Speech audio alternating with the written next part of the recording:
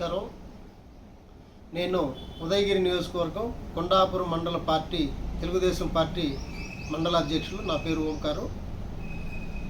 ముఖ్యంగా సామాజిక పెన్షన్ విషయంలో గత నెల మే నెలలో కొండాపురం మండలంలో ఉన్నటువంటి పెన్షన్స్, సామాజిక పెన్షన్స్ అన్నీ కూడా బ్యాంక్ అకౌంట్కి క్రెడిట్ చేయడం అనేది జరిగింది.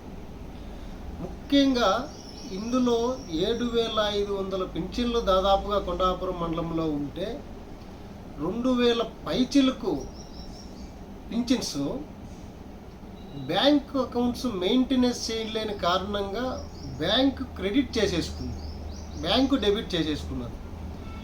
ఇది చాలా దారుణం అని నేను ఈ సందర్భంగా చెప్తున్నాను. ఇది చాలా అన్యాయం కూడా. వృద్ధాప్య పింఛన్స్ ముఖ్యంగా వాళ్ళు బ్యాంకు మెయింటెనెన్స్, అకౌంట్ మెయింటెనెన్స్ ఎలా చేయాలో వాళ్ళకు తెలియదు.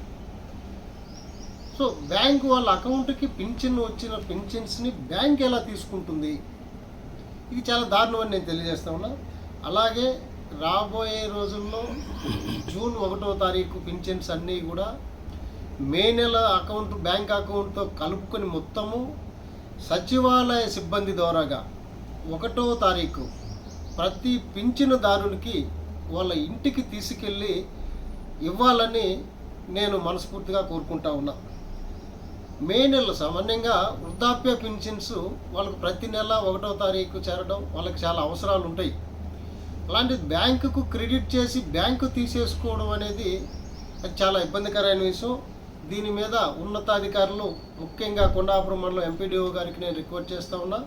దీని మీద తక్షణమే స్పందించి వారి డబ్బులు మే నెల అకౌంట్లో ఉన్నటువంటి మే నెల అమౌంట్, రాబోయే రేపు జూన్ 1వ తారీఖుకి సంబంధించిన జూన్ నెల పింఛన్స్ కూడా సచివాలయ సిబ్బందిని వినియోగించుకొని ప్రతి పింఛనుదారుడికి వాళ్ళ ఇంటికి తీసుకెళ్ళి పింఛన్ అందజేయాలని నేను మనస్ఫూర్తిగా కోరుకుంటా ఉన్నా. అలాగే రాబోయే రోజుల్లో రేపు ఎలాంటి అనుమానం లేదు, జూన్ 9వ తారీఖున తెలుగుదేశం పార్టీ తరఫున నారా చంద్రబాబు నాయుడు గారు ముఖ్యమంత్రిగా కాబోతున్నారు. ఆ తర్వాత వచ్చేటువంటి పింఛన్, సామాజిక పింఛన్స్ ప్రతి ఒక్కరికి సచివాలయ సిబ్బంది ద్వారాగా 1-2 తారీఖుల్లో తప్పకుండా అందజేసే బాధ్యత మేము తీసుకుంటామని కూడా మీకు ఈ సందర్భంగా తెలియజేస్తూ మరొకసారి నేను విన్నవించుకుంటా ఉన్నా. పింఛనుదారులను ఎలా ఇబ్బంది పెట్టకూడదు. దయచేసి వాళ్ళ అమౌంట్లు వాళ్ళ ఇంటికి తీసుకెళ్ళి ఇవ్వాల్సిన బాధ్యత అధికారులుగా మీ మీద ఉంది. కాబట్టి నేను మరొకసారి రిక్వెస్ట్ చేస్తూ ఉన్నా, వాళ్ళ ఇంటికి సచివాలయ సిబ్బందిని వినియోగించుకుని వాళ్ళ యొక్క పింఛన్స్ వారి ఇంటికి చేరేలా చూడాలని మరొకసారి కోరుకుంటా ఉన్నాను.